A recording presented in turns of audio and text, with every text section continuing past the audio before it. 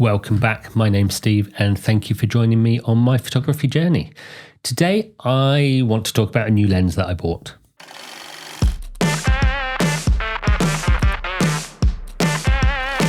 This is the Nikon NIKKOR DX 12-28 3.5-5.6 PZ.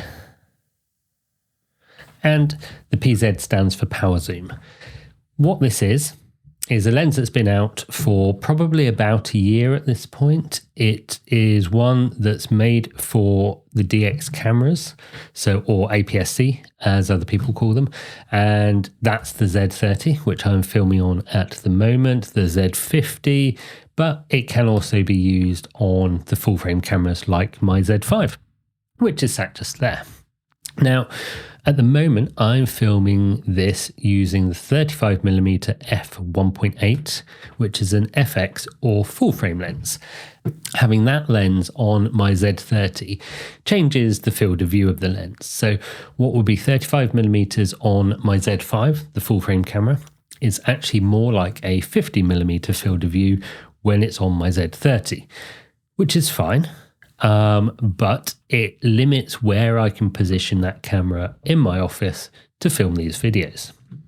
What I'm hoping to be able to do with this lens is to position my camera in a better way for me, for my workflow, but without compromising the image quality. Again, you've got the numbers on the lens itself, so 12-28. But when you put them on the Z30, because that is a DX or APS-C size sensor, you still have to apply that crop factor. These are the 35mm equivalent focal lengths.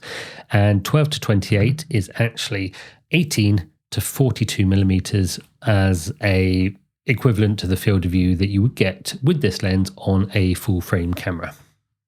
Now, that means I can go really wide, or I can have a field of view that's roughly the equivalent of this. I mean, that would be 42, this is 50, so they're not directly comparable, but close enough.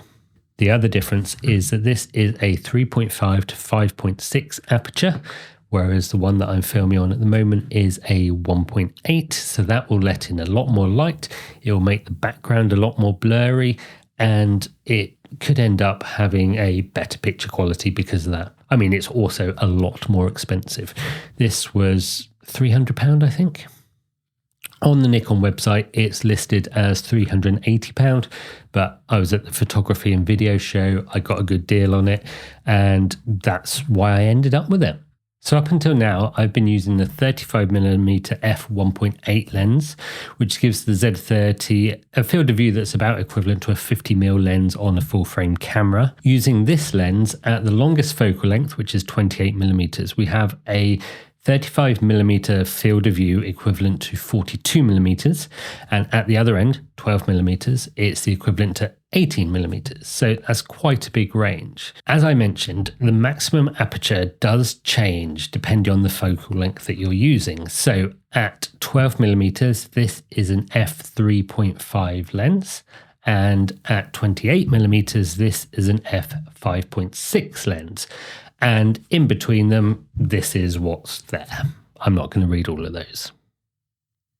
So what this means is that when I'm setting up to shoot things, so for example, these videos, I need to balance positioning my camera and what focal length I want to use and what angle of view that will give me, and also the aperture that will then give me. Because if I have my camera further back and more zoomed in, then I will end up having less of a blurred background because of the narrower aperture and the kind of bigger depth of field that gives. But if I have the camera closer to me, I'll then have more of a blurred background, but I'll have a wider angle lens, so things can be a bit distorted. So it's that balancing act between the two of them. As I said, there's a number of different ways to control the zoom on the lens. So let's have a look at controlling that now and test them out. First thing that you need to do is set up some custom controls for the power zoom function. The easiest way to do this is using the function 1 and function 2 buttons on the front of the camera. Let's have a look at the menu. The obvious place to look is the controls menu in the custom settings menu. Once you're here, you can select the buttons that you want to use, and if you use the function 1, function 2 buttons, it automatically assigns zooming to one of them and zooming out to the other one. Quite clever.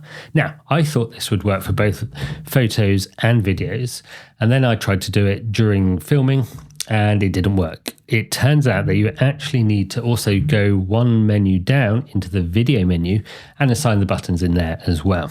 You can also change the speed at which the lens will zoom.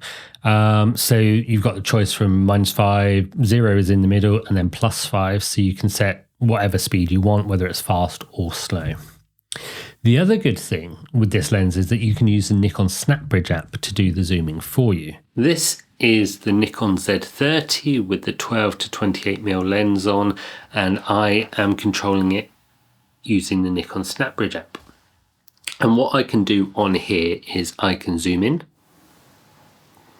and you will notice that the aperture changes when I do that.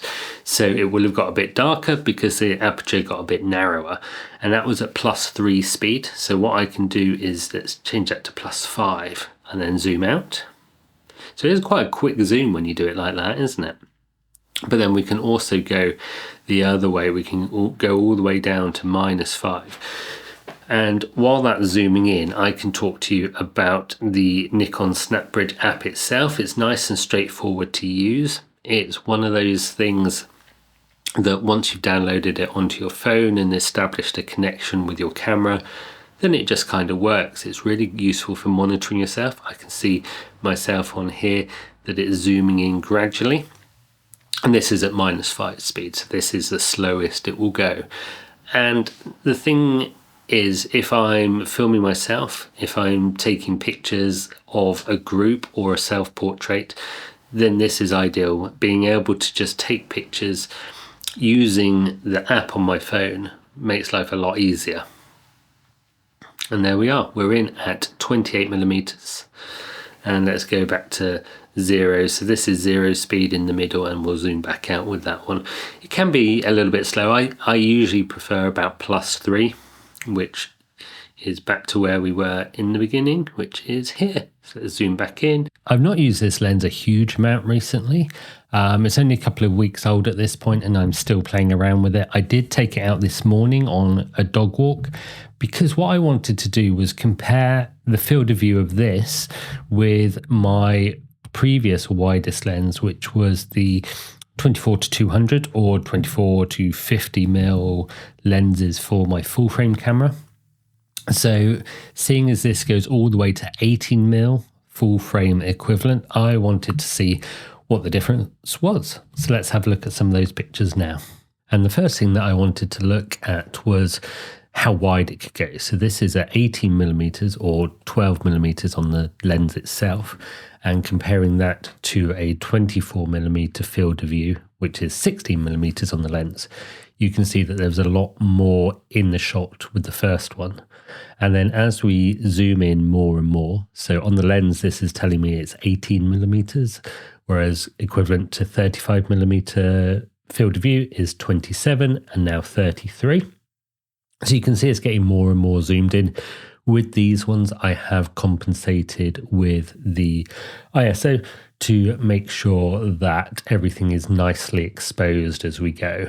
And I just wanted to compare what the different focal lengths look like. And this is as zoomed in as you can get. On the lens, it's 28mm, but a 42mm equivalent. Thank you for joining me today.